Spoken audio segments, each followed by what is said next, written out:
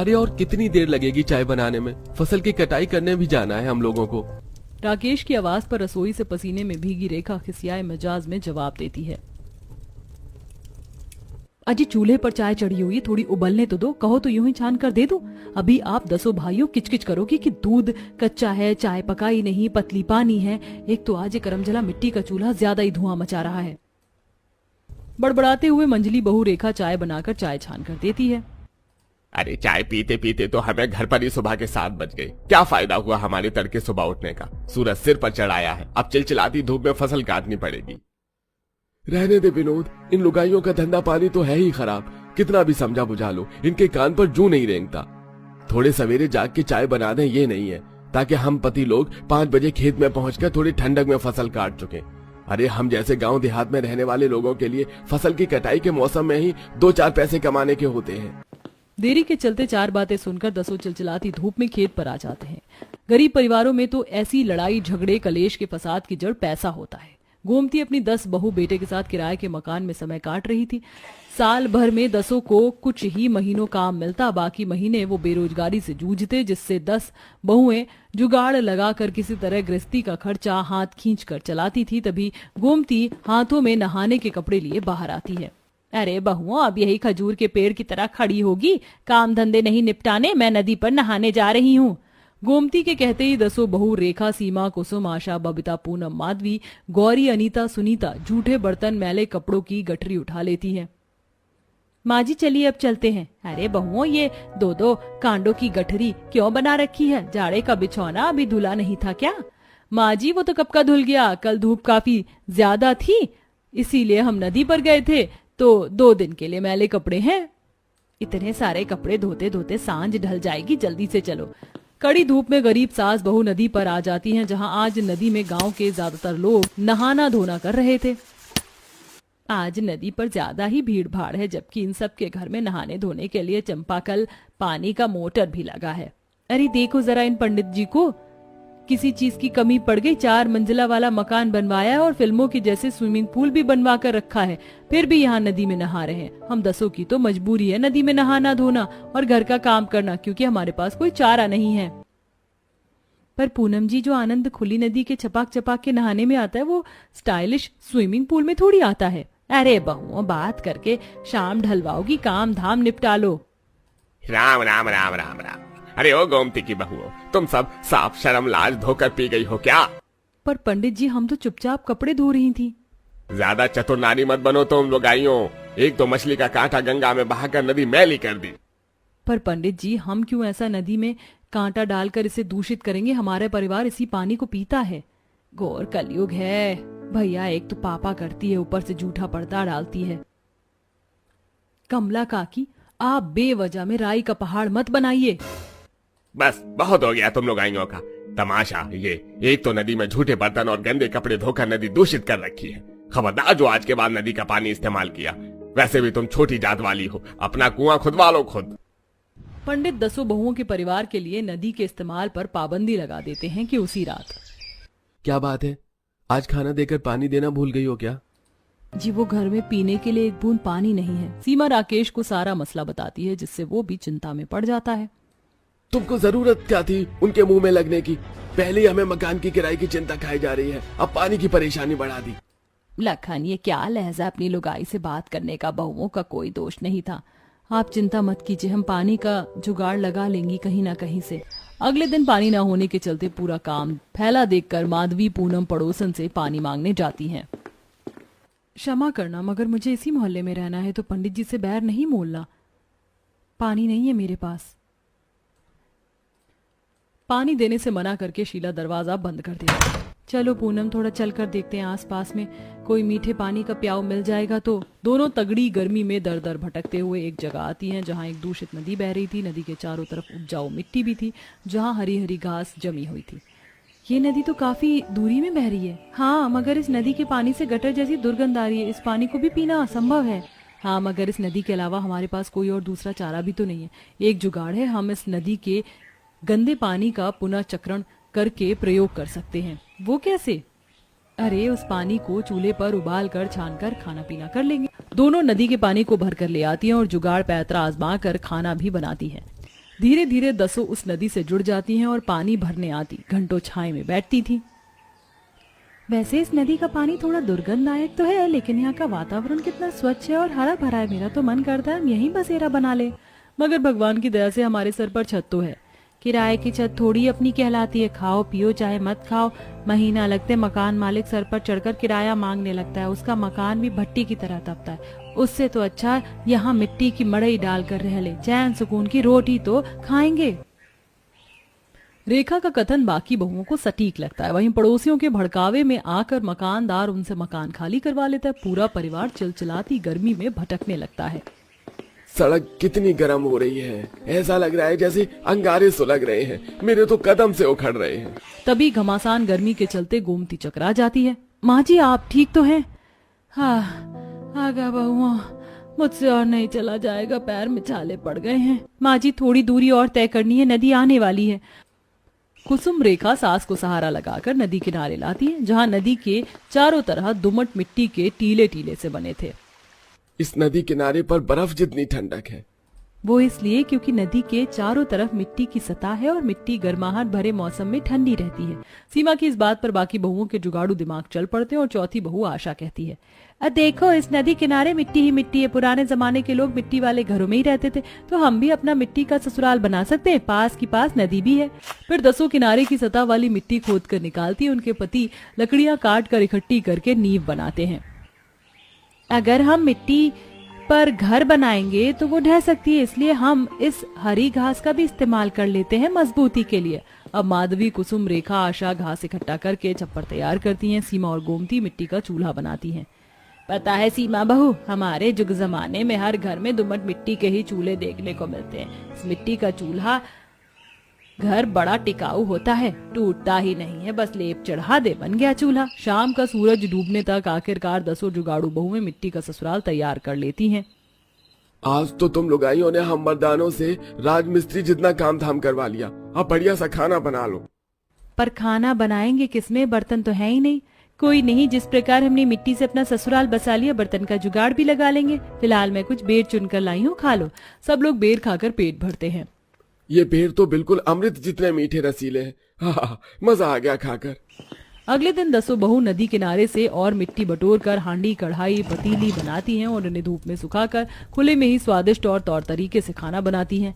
इस ताजगी भरे मौसम में खाना बनाने में कितना अलग अनोखा अनुभव मिल रहा है ना। हाँ, मगर काश की थोड़ी तरकारी तोड़कर खाना बनाने को मिलता तो गांव जैसा लगता। कुसुम के इस ख्याल पर एक बार फिर से जुगाड़ू बहुओं के दिमाग की बत्ती जल उठती है। वैसे हम चाहे जुगाड़ लगाकर यहाँ नदी किनारे खेती बाड़ी उगा सकती हैं। देखो यहाँ पर सिंचाई के लिए पानी भी उपलब्ध है। अब दसों जुगाड़ू बहू नदी किनारे की मिट्टी वाली सतह की साफ सुथरा करके क्यारियां बनाकर सब्जियों की बीज बुआई करके उन्हें नदी के पानी से सींचने लगती है। वहीं मिट्टी के उपजाऊपन के चलते 2-4 हफ्तों में सब्जी की फसल फूट जाती है, जिससे अब ताजी सब्जियों को उनके पति ले जाकर बाजार में बेचकर अच्छा खासा मुनाफा कमाते हैं। इसी प्रकार दसों बहुएं घर के थोड़ी दूरी पर मिट्टी के टॉयलेट बनाती हैं और अपने मिट्टी के रसोई घर खेती का इस्तेमाल करके कुशलता से गुजर बसर करने लगती। चलो टिफिन भी बन गया। मेघा ने मुझे बोला था कि उसे आज टिफिन में आलू के पकौड़े चाहिए। जल्दी से उसके आलू के पकौड़े भी बना देती हूँ। हिमानी, हिमानी कहाँ हो? 1 मिनट जरा यहाँ तो आना। जी आ रही हूँ, बोलिए। हिमानी मेरी घड़ी कहाँ है? ये लीजिए। आप भी ना, कोई चीज नहीं मिलती है आपको भी? हिमानी, हिमानी कहाँ है? जी माँ जी आ रही हूँ। राम जी मैं चलती हूँ। हाँ माँ जी, मुझे अपनी खाली पेट की दवाई खाने की वजह से बुला रही होंगी। हिमानी भागते दौड़ते शीला के भी पास गई और उसे दवाई दे दी। हिमानी, जब से तो बहू बनकर आई है, एक ही पांव पर सारा घर संभाले रहती है। अब तो मेरी दवा को भी नागा नहीं होता है। माँ जी यही तो मेरा फर्ज है। अरे बहू, हिमानी बहू कहाँ है बहू? अरे मेरा तेल गरम करके ले आ बच्ची। हाँ आ रही हूँ बाबा। हिमानी शीला को दवाई देते ही अपने ससुर मनमोहन के पास तेल गरम करके ले गई और उसकी टांगों की मालिश करने लगी। इतने में सभी अपने अपने कामों पर निकल गए और जब मनमोहन की आंख सी लग गई तब हिमानी बोली, 9 बज गए, अब जल्दी से सफाई कर देती हूँ, उसके बाद माँ जी के सर में तेल लगाकर खाना बना दूंगी। हिमानी मालिश के तुरंत बाद सफाई करने को खड़ी हो गई और लगभग 1 घंटे में उसने सारी सफाई भी खत्म कर दी। हिमानी शीला की बहू थी। शीला की हिमानी से अलग भी एक बड़ी बहू थी जिसका नाम था गौरी। लेकिन गौरी जरा भी जिम्मेदार नहीं थी। हिमानी गरीब घर से आई थी तो गौरी अमीर। आज भी जहां हिमानी अकेले ही लगी पड़ी थी वहीं गौरी आराम से घोड़े बेच कर सो रही थी। 10 बजे गौरी नीचे उठकर आई। उठ गई तू? दिल कर गया तेरा उठने का? क्या है, क्या दिक्कत है माँ जी आपकी? बहू, तू अब कोई कुंवारी लड़की नहीं रही है जो जब जैसे तेरे दिल करे वैसे करेगी। हिमानी को देख, सारा दिन लगी रहती है और तू नींद भी भरकर दोपहर में उठती है। तो क्या करूं, नाचूं? देखिए माँ जी, जल्दी उठते हैं अनपढ़ गंवार लोग, लेकिन मैं उनमें से नहीं हूँ। और वैसे भी ये तो गरीब घर से है तो ये तो नौकरानियों वाले काम जानती ही है, लेकिन मुझसे ऐसे कामों में गधों की तरह लगना नहीं आता। गौरी ऐसे ही शीला से जुबान चलाते हुए डाइनिंग टेबल पर बैठ गई और नाश्ता करने लगी। कुछ देर के बाद हिमानी बोली, माँ जी, आज दोपहर में क्या बनेगा आप बता दीजिए, मैं बना दूंगी। आलू पूरी बनेगी। लेकिन हिमानी, आज तू खाना नहीं बनाएगी। तो कौन बनाएगा माँ जी? ये कामचोर गौरी बनाएगी। तू ही सारा सारा दिन कामों में लगी रहती है और ये बड़ी होने के बावजूद भी कुछ नहीं करती है। आज का खाना गौरी ही बनाएगी। शीला की बात सुनकर गौरी का मुंह बन गया और वो बोली, साफ साफ कहिए ना, आपको मुझे ही तंग करना है। मैं क्या खाना बनाना जानती नहीं हूँ? मैं बना दूंगी। गौरी ऐसे बोलकर खाना बनाने को चली गई। उसने गैस पर आलू की सब्जी बनने के लिए रख दी, लेकिन फिर वो किसी काम से अपने कमरे में आ गई और सब्जी को गैस पर ही रखकर भूल गई। हाँ यार, मैं भी आज आलू पूरी बना। आलू पूरी? आलू? अरे नहीं। गौरी को जैसे याद आया कि उसने सब्जी को गैस पर छोड़ा हुआ है तो वो तेजी से भागी और अरे नहीं, क्या हुआ? कर दिया सारी सब्जी का सत्यानाश। मुझे काफी देर से जलने की बू तो आ रही थी, लेकिन मैं उसको बस नजरअंदाज किए जा रही थी। वैसे गौरी, इतनी भी लापरवाही अच्छी नहीं है। हाँ बस कीजिए माँ जी, मुझसे गलती हो गई। आप तो छोटी छोटी गलतियों पर ऐसे सुनाती हो जैसे कि न जाने क्या हो गया हो। गौरी ऐसे ही शीला को अपनी जहालत दिखाई हुई चली गई। ऐसे ही सिलसिला जारी था और आज के दिन शीला मनमोहन से कुछ जरूरी बात कर रही थी।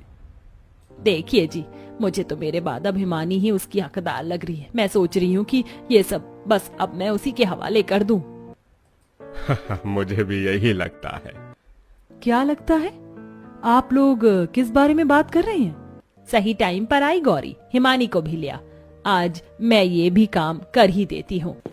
गौरी को भी जानना था, इसलिए वो हिमानी को भी शीला के पास ले गई और फिर शीला ने हिमानी के हाथ में बड़ी सी चाबी दे दी जिसका आकार नॉर्मल चाबी के आगे बहुत ज्यादा बड़ा था।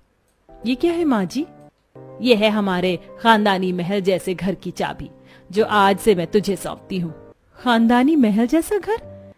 मैं समझाती हूँ बहू, हम हमेशा से शहरी फ्लैट में नहीं रहते हैं और ना ही हम लोग शहरी हैं। हम गांव के लोग हैं और वहाँ की जमीन पर हमारा असली घर है। तुझे पता है उस घर में 10-10 पीढ़ियां रह चुकी हैं। हम लोग वहाँ से आ गए क्योंकि हम शहर में काम करते थे और उसी घर की चाबी मैंने तुझे सौंपी है और कल ही हम लोग अपने खानदानी महल जैसे घर में जा रहे हैं। इस चाबी को संभाल कर रखना बहू। हिमानी के हाथों में महल जैसे घर की चाबी आ गई जिससे गौरी चिढ़ गई और मन ही मन में सोचने लगी, महल जैसा घर? माँ जी ने तो मुझे इस बारे में कभी कुछ बताया भी नहीं और ना मुझे कभी कोई चाबी ही सौंपी। ये गरीब बहू माँ जी के कुछ ज्यादा ही खास नहीं होती जा रही है। गौरी मन ही मन में बहुत ज्यादा चढ़ रही थी। इस तरह से आज का दिन भी खत्म हुआ और अगली सुबह ही सभी महल जैसे घर में जाने के लिए निकल गए। कुछ दूरी पर ही गांव था जहां से कुछ ही देर में वो अपने महल जैसे घर पर भी पहुंच गए। और वहाँ माँ, कितना बड़ा रजवाड़ों जैसा घर है हमारा। वो तो है, पता है पुराने दौर के तो सभी लोग इसे महल ही बोलते थे। अब ये लोहे का दरवाजा खोलो, अंदर जाने के बाद तो तुम्हें इसका बड़ा गार्डन और बीच में खड़ा हुआ घर और भी अच्छा लगेगा। शीला के बोलने पर उन्होंने दरवाजा खोला। अंदर गार्डन में पेड़ पौधे थे और गार्डन बहुत बड़ा था। कुछ देर आगे चलने के बाद उनका महल जैसा घर आया जिसमें बड़ा सा ताला लगा हुआ था।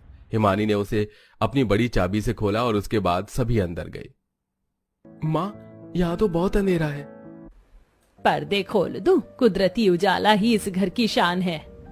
शीला के बोलने पर सभी ने पर्दे हटाए और पर्दों को हटाते ही वो लोग हैरान हो गए। पूरे घर में पुराना सामान था। पुराने जमाने का फर्नीचर, शोपीस और हर चीज बहुत सुंदर लग रही थी। माँ, आप हमें यहाँ पर आज से पहले क्यों नहीं लेकर आई? ये जगह तो बहुत अच्छी है और सुंदर है। यहाँ पर मुझे बिल्कुल किसी किले की राजकुमारी जैसा महसूस हो रहा है। मैं भी यही सोच रही हूँ कि इतने वक्त से हम यहाँ क्यों नहीं आए थे। अब से हर छुट्टियों में हम यहाँ पर आया करेंगे। जानते हो बच्चों, इसमें हमारी 10 पीढ़ियों ने समय काटा है। जब मेरी सासू माँ यहाँ रहती थी ना, तब हम उनके साथ 10 बहुएं थीं और जानती हो, उन्होंने मुझे इस महल का हकदार समझा था और आज से मैंने ये घर हिमानी को सौंप दिया। गौरी बहू, तू कैसे इतनी चुप है? तू भी तो कुछ बोल। मेरी कोई इज्जत हो तो बोलूं। गौरी ऐसे बोलकर वहां से चली गई, लेकिन वो अभी भी चिढ़ी हुई ही थी। इतना अच्छा घर माँ जी ने हिमानी को दे दिया और मैं हाथ मलते रह गई। बस बहुत हो गया। मैं कुछ ऐसा करूंगी जिससे कि ये घर मुझे मिल जाए। गौरी ठान चुकी थी। कुछ देर बाद ही रात हो गई और सारा घर दीपक से रोशन हो गया। ऐसे में गौरी ने हिमानी को डराने का प्लान बनाया और जहां हिमानी बैठी थी उस जगह उसने अंधेरा करके हिमानी को डराना शुरू कर दिया। क्यों आई है यहाँ? ये मेरी जगह है। मैं कहती हूँ चली जा यहाँ से। अभी गौरी हिमानी को डरा ही रही थी, जो हिमानी ने अपनी साड़ी से माचिस निकालकर दीपक जला दिया और इससे गौरी का चेहरा दिख गया। भाभी तुमने मुझे देख लिया हिमानी? मैं तो बस तुम्हें ऐसे ही डरा रही थी। गौरी ऐसे ही बात बनाते हुए चली गई क्योंकि उसका प्लान फेल हो चुका था। ऐसे ही अगले दिन उसने एक और चाल चली और हवेली का एक महंगा और पुराना कीमती फूलदान तोड़ दिया। हे भगवान, ये फूलदान कैसे टूट गया? क्या टूट गया? ये भगवान, ये तो इस हवेली का सबसे पुराना फूलदान था। कोई बात नहीं है माँ, ये जरूर हिमानी की लापरवाही होगी, लेकिन मैं इसकी जगह दूसरा फूलदान रख दूंगी। नहीं नहीं भाभी, इस हवेली में बाहर की चीज नहीं आएगी। ये हमारे बुजुर्गों की यादें हैं, ये ऐसे नहीं बदलेंगी। मैं इसे ग्लू से जोड़ दूंगी। बहुत अच्छे हिमानी बहू, बहुत अच्छे। गौरी, मैं जानती हूँ कि ये फ्लावर पॉट तूने ही तोड़ा है, लेकिन देख, यही वजह है जो तुझे ये हवेली ना मिलकर हिमानी को मिली, क्योंकि ये चीजों की कद्र समझती है लेकिन तू नहीं। अगर तू भी हर चीज की ऐसे ही कद्र करती तो आज इसकी जगह तेरे हाथों में इसकी चाबी होती। शीला की बात को सुनकर गौरी की नजरें झुक गईं। अब वो समझ गई थी कि कुछ भी करके अब उसे वो घर नहीं मिलने वाला था, इसलिए उसने हार मान ली। बस फिर क्या था, 2-4 दिन के बाद वो वापस फ्लैट पर पहुंच गई। अब जब भी छुट्टियां होती तो वो अपने महल जैसे घर में जाकर उन्हें मनाते थे और अब सब कुछ ठीक हो चुका था।